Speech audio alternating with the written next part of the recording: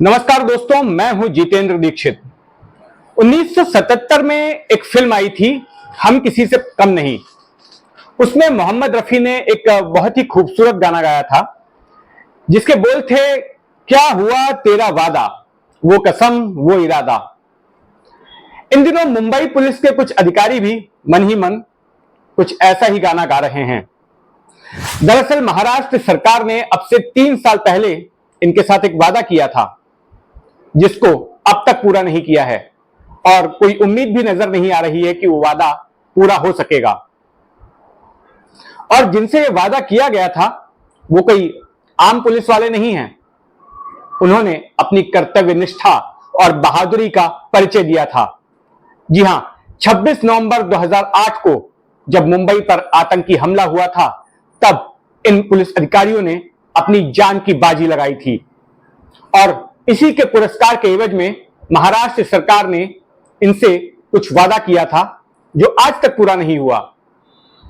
देखिए, भारत में राजनेता वादा करते हैं लोगों से, तो जरूरी नहीं कि वो वादे पूरे भी किए जाएं, वादे पूरे भी हों।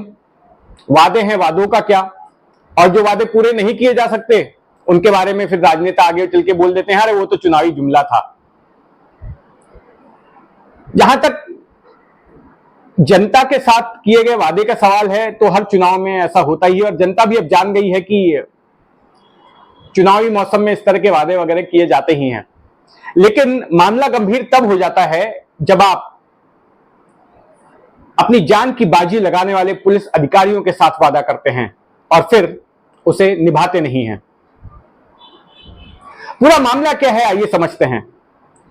दरअसल 26 नवंबर 2008 की रात करीब 9 बजे पाकिस्तान से 10 आतंकी दक्षिण मुंबई के बदवार पार्क में उतरते हैं और वहां से वो दो के ग्रुप में शहर के अलग अलग इलाकों में फैल जाते हैं।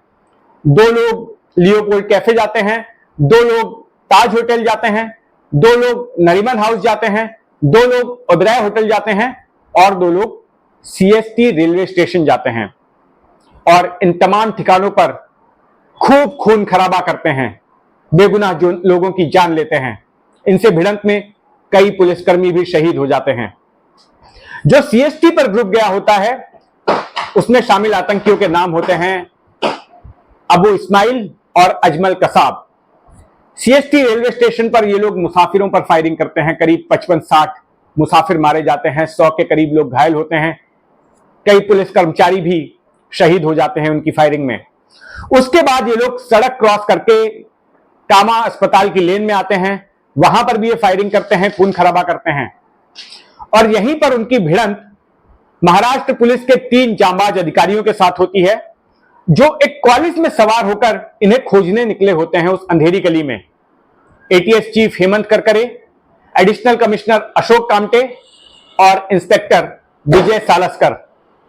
लेकिन ये दोनों ही आतंकी घात लगा के उनकी कॉलेज कार पर हमला कर देते हैं, जिनमें कि ये तीनों लोग शहीद हो जाते हैं। उसके बाद उनके शवों को वहीं सड़क पर फेंक कर ये कॉलेज पर कब्जा कर लेते हैं। अबू इस्माइल ड्राइविंग सीट पर बैठता है और कसाब बगल वाली सीट पर, और वहां से कॉलेज को ड्राइव करते हुए ये लोग दक्षिण मुंबई के नरीमन पॉइंट पहुंचते हैं। विधान भवन के पास जब इनकी कार पहुंचती है, तो अबू इस्माइल को ऐसा लगता है कि कार ठीक से चल नहीं रही है, शायद टायर पंक्चर हुआ है। और जब वो बाहर निकलकर देखता है तो आगे का टायर पूरी तरह से फ्लैट हो गया होता है। इसके बाद ये दोनों ही लोग वहां से एक स्कोडा कार गुजर रही होती है, जिसे अंधेरी का एक होटेलियर चला रहा होता है।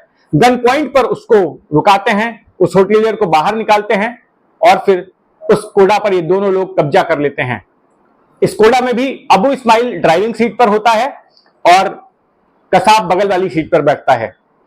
जब ये लोग मेट्रो से निकले होते हैं कॉलेज लेकर, पुलिस की कॉलेज जीप लेकर, तो उसके बाद पुलिस कंट्रोल रूम से सभी पुलिस थानों को यह संदेश जाता है कि आप अपने अपने इलाके में तुरंत नाकेबंदी शुरू कर दीजिए, क्योंकि इस तरह के 2 आतंकी पुलिस की गाड़ी लेकर भागे हैं।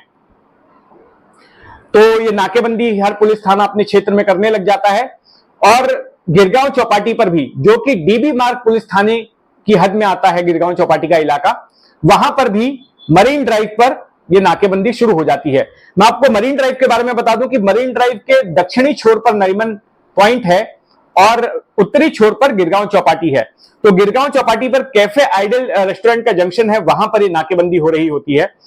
और इस स्कोडा कार से, क्योंकि कॉलेज कार ये लोग विधान भवन पे छोड़ देते हैं, उसके बाद स्कोडा कार लेते हैं, वहां से मरीन ड्राइव के रास्ते ये लोग गिरगांव चौपाटी की ओर आगे बढ़ रहे होते हैं, दोनों आतंकी। इस बीच होता यह है कि तुकाराम ओमले नाम के एक एएसआई की नजर इस गाड़ी पर पड़ती है, क्योंकि उस पूरे मरीन ड्राइव को आम आवाजाही के लिए पुलिस बंद कर देती है, लेकिन अचानक वहां पे ये कार नजर आती है। तो ओमले समझ जाते हैं कि जरूर ये उन आतंकियों की कार हो सकती है और वो अपनी मोटरसाइकिल पर इस कार का पीछा करने लग जाते हैं। जब कार कैफे आइडल जंक्शन पर पहुंचती है गिरगांव चौपाटी पर, तो वहां इस्माइल देखकर चौंक जाता है कि आगे बड़े बड़े बैरिकेड्स लगे हुए हैं, पुलिस वाले खड़े हैं। वो तुरंत कार को यूटर्न लेने की कोशिश करता है और अपनी हेडलाइट ऑन कर देता है, विंडशील्ड का वाइपर ऑन कर देता है पुलिस को कंफ्यूज करने के लिए, और यूटर्न लेने की कोशिश करता है। लेकिन इसी दौरान तुकाराम ओमले अपनी मोटरसाइकिल से वहां पहुंच जाते हैं और बगल की सीट पर जो कसाब बैठा होता है उसको दबोचने की कोशिश करते हैं। लेकिन तब तक कसाब के हाथ में जो AK-47 होती है उससे वो फायरिंग कर देता है और तुकाराम ओमले वहीं शहीद हो जाते हैं। लेकिन इस बीच जो तमाम पुलिस अधिकारी होते हैं वो गुस्से में हरकत में आते हैं और हेमंत बावधनकर नाम के इंस्पेक्टर अपनी रिवॉल्वर से इस्माइल के सिर पर गोली मारते हैं। माथे और आंख के बीच इस जगह पर बुलेट हिट करती है और कसाब का साथी इस्माइल वहीं पर ढेर हो जाता है। और इससे पहले कि कसाब कुछ हरकत कर पाए, तमाम पुलिसकर्मी उस पर टूट पड़ते हैं, उसके हाथ से AK-47 राइफल छीन लेते हैं और लाठी डंडों से उसको पीटना शुरू करते हैं। हेमंत बावधनकर इस्माइल को खत्म करने के बाद अपनी रिवॉल्वर मोड़ते हैं कसाब की तरफ और अपना ट्रिगर दबाने ही जा रहे होते हैं कि संजय गोयलकर नाम के एक दूसरे पुलिस इंस्पेक्टर चिल्लाकर बोलते हैं कि बावधिया उसको मारो मत, वो एविडेंस है, उसको जिंदा पकड़ो। और इसके बाद सबको समझ में आता है कि हाँ, इस आतंकी को जिंदा पकड़ना जरूरी है, क्योंकि इससे ही पूछताछ में बाकी सारी बातें पता चल पाएंगी। और फिर कसाब को जिंदा पकड़ लिया जाता है, उसका एनकाउंटर नहीं होता। और वाकई में कसाब का पकड़ा जाना मुंबई पुलिस और बाकी की जांच एजेंसियों के लिए एक गोल्ड माइन साबित होता है। उससे ही पूछताछ में पता चलता है कि इस हमले की साजिश में पाकिस्तान की क्या भूमिका रही, कैसे पाकिस्तान में लश्कर-ए-तौबा ने इन तमाम आतंकियों को आतंक की ट्रेनिंग दी, उसके बाद कराची लाकर इन्हें कैसे समुद्र के रास्ते मुंबई भेजा गया। वो सारी बातें उसी रात अजमल कसाब पुलिसिया पूछताछ में उगल देता है। तो ये एक बड़ी उपलब्धि होती है डीबी मार्ग पुलिस थाने के लिए। सभी तारीफ करते हैं जिस बहादुरी से डीबी मार्ग पुलिस थाने की टीम ने काम किया, जो अलर्टनेस दिखाई। अब होता यह है कि उसके कई साल बाद, इस घटना के कई साल बाद, यानी कि मार्च 2020 में, जब महाराष्ट्र विधान भवन का बजट सेशन चल रहा होता है, बजट सत्र चल रहा होता है, तो तत्कालीन गृह मंत्री अनिल देशमुख, उद्धव ठाकरे की महाविकास आघाड़ी की सरकार बन चुकी होती है और अनिल देशमुख जो एनसीपी से थे उन्हें गृह मंत्री बनाया जाता है। तो वो विधान भवन के प्रांगण में घोषणा करते हैं मीडिया के सामने कि डीबी मार्ग की जिस पुलिस की टीम ने अजमल कसाब को जिंदा पकड़ा था, जो 14 पुलिस अधिकारियों और कर्मचारियों की जो टोटल टीम थी, उस टीम को 1 स्टेप प्रमोशन दिया जाएगा। यानी कि जो जिस पद पर है उससे एक पद आगे सरकार उसको प्रमोट कर देगी। यानी कि जो सब इंस्पेक्टर है वो इंस्पेक्टर बन जाएगा, जो इंस्पेक्टर है सीनियर इंस्पेक्टर बन जाएगा, सीनियर इंस्पेक्टर एसीपी बन जाएगा। बड़ी तारीफ होती है सरकार की कि इस तरह का गेस्चर करके सरकार जांबाज पुलिस अधिकारियों की हौसला अफजाई कर रही है और दूसरे पुलिस अधिकारियों को भी प्रेरित कर रही है। पुलिस के मोराल पर बड़ा अच्छा असर पड़ेगा। इस तरह की तमाम बातें होने लग गई। अब होता यह है कि अनिल देशमुख ने वादा तो कर दिया, लेकिन साल भर तक इस वादे पर अमल करने के लिए कुछ नहीं हुआ।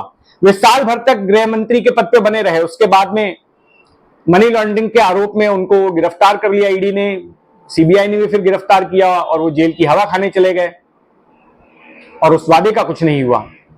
उनके जो सक्सेसर थे दिलीप वलसे पाटिल, जो उनके बाद गृह मंत्री बने, उनके साथ में इन पुलिस अधिकारियों ने फॉलो अप किया। पत्रकारों ने भी सवाल पूछे कि भाई आपने जो वादा किया था उसका क्या हुआ? तो उन्होंने गोलमोल जवाब दिया। बोला ठीक है, मैं जानकारी लेता हूं कैसे करना है, क्या करना है, हम आगे की प्रक्रिया पूरी करेंगे। इस तरह का गोलमोल टाल मटोल वाला जवाब दे दिया। अब 2022 में महाविकास आघाड़ी की भी सरकार चली गई, उद्धव ठाकरे की भी सरकार चली गई और एकनाथ शिंदे की सरकार आ गई। गृह मंत्री बन गए देवेंद्र फडणवीस। तो अब इन पुलिस अधिकारियों के सामने सवाल है कि इनका किया गया वादा कब पूरा होगा? कई पुलिस अधिकारी तो रिटायर हो चुके हैं। जिन हेमंत बावधनकर ने अबू इस्माइल को गोली मारी, उसको एनकाउंटर में खत्म किया, वो तो पिछले साल ही रिटायर हो गए हैं। इस इंतजार में कि उनको वन स्टेप प्रमोशन मिलेगा। अगर प्रमोशन मिल गया होता तो एसीपी बनकर रिटायर होते। वो सीनियर इंस्पेक्टर बनकर रिटायर हुए हैं, जो कि नेचुरल कोर्स में उनका प्रमोशन था। कोई वन स्टेप प्रमोशन नहीं मिला उन्हें। और उनके जैसे कई और पुलिस अधिकारी भी हैं जो रिटायर हुए हैं या इस साल हो जाएंगे। मुझे व्यक्तिगत तौर पे मेरा उनसे परिचय नहीं है। लेकिन यहां पर सवाल यह उठता है कि जो वादा किया गया था वो किसी पार्टी ने वादा नहीं किया था वन स्टेप प्रमोशन देने का, वो तो सरकार का वादा माना जाएगा। एनसीपी ने वादा नहीं किया था। तो फिर गृह मंत्री पद पर कोई भी हो, सरकार किसी की भी हो, किसी भी पार्टी की हो, वादा उसको पूरा करना ही चाहिए।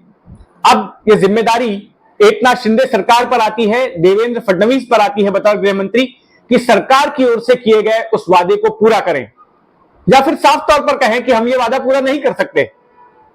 क्या वो ऐसा करेंगे? और मेरा सवाल अनिल देशमुख से है और साथ में उद्धव ठाकरे से भी है, जो मुख्यमंत्री थे उस वक्त, क्योंकि कलेक्टिव रिस्पॉन्सिबिलिटी की बात है, उसका प्रिंसिपल फॉलो करते हैं हमारे देश में कि अगर सरकार ने कोई फैसला किया है तो पूरी सरकार का फैसला माना जाता है। मुख्यमंत्री भी उसके लिए जिम्मेदार होते हैं। जब वादा पूरा नहीं कर सकते थे तो ऐसा वादा किया क्यों? क्या इन जांबाज पुलिस अधिकारियों के साथ ये कोई मजाक नहीं है? अगर आप ऐसा वादा नहीं करते ना तब भी वो खुश थे, क्योंकि जनता उन्हें बड़े सम्मान से नवाज रही थी, उन्होंने जो कुछ भी किया था उसके लिए। लेकिन आपको ऐसा वादा नहीं करना चाहिए था, और अगर वादा किया है तो फिर उसको पूरा भी करना चाहिए था। अब ये देखना होगा कि मौजूदा सरकार उस वादे को पूरा करती है या नहीं करती है। मैं फिर याद दिलाता हूं, यह वादा किसी पार्टी का नहीं था, यह वादा एनसीपी या बीजेपी या कांग्रेस का नहीं था, शिवसेना का नहीं था, यह वादा महाराष्ट्र सरकार का था। अभी भी समय है। आप कुछ पुलिस अधिकारियों का दिल तोड़ चुके हैं जिन्हें आपने प्रमोशन का वादा किया और वो इंतजार में रिटायर हो गए, लेकिन अब भी कई लोग सेवा में हैं। आप चाहें तो अपना वादा पूरा कर सकते हैं उनको वन स्टेप प्रमोशन देकर। तो हमारी नजर रहेगी आप पर कि क्या वादा पूरा करती है सरकार। जो भी होगा, अपने इस YouTube प्लेटफॉर्म के जरिए मैं आप तक वो सारी बातें पहुंचाते रहूंगा। अगर आपने अब तक इस चैनल को सब्सक्राइब नहीं किया है तो सब्सक्राइब कर लें। मेरे 2 YouTube चैनल हैं। एक चैनल है जितेंद्र दीक्षित क्रॉनिकल्स, जिसमें मैं अपराध से जुड़े हुए किस्से कहानी सुनाता हूं।